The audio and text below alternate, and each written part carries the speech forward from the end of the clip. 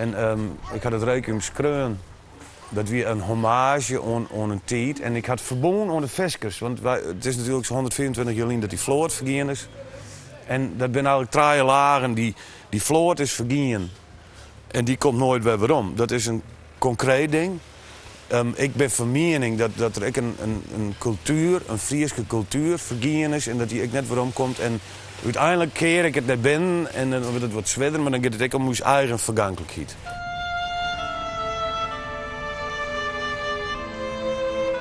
Ik verwacht dat het een voorstelling wordt dat wij op die een of andere manier afscheid nemen van de vroegere oude tijden. Ook op landbouwgebied, ga ik altijd in omslaan. En een bedenking van de ramp hier van Imperis.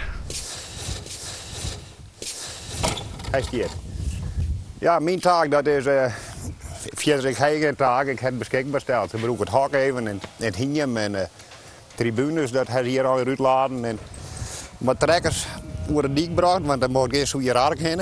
En nou ja, ik heb die auto's wat last en die mijnen wat laden. En nou ja, kacheltje in de lood en zo wat ruimtemaatje.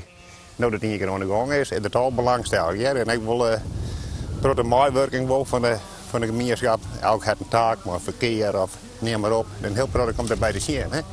En ja, dan zijn de mensen wel bereid om mee te werken. Hè? Ja, ik ken het. Wat ik meekrijg en wat ik zag en wat ik jer en ik praat met iedereen, is iedereen vindt het een fantastische onderneming. En er gebeurt je wat in PS en het is echt, het is inhoudelijk, kan ik vernemen dat mensen dat het waardeerd wordt, dat de vissers en de boeren op die manier eens een keer een cultureel plakje krijgen. En dat is in dit geval hier. En ik krijg oors net als ontzettend soort stiepen. Maar ik zeg dat deze mensen met ik iedere keer weer trots worden. Je is nooit dat we hier naar een liek krijgen.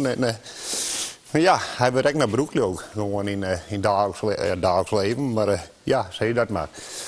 En ja, het heeft allemaal wat als het shirt. Ja, niet een stoet.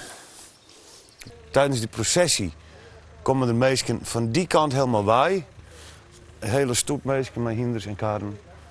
En ook die kant van de dik, die wordt zo 4 mogelijk broek, zodat we hele grote zichtlijnen hebben. Nou, ik had gewoon dat ze een stukje bij de tribune aangebouwd hebben, maar ik hoef geen illusies meer te wekken. De kaarten zijn alweer uitverkocht en het weer binnen een week tijd weer de hele boel uitverkocht. Jong verwacht je dus 1000 mensen, morgen 1000 mensen en sneu 1000 mensen. En ja, mooi, het kent eigenlijk net.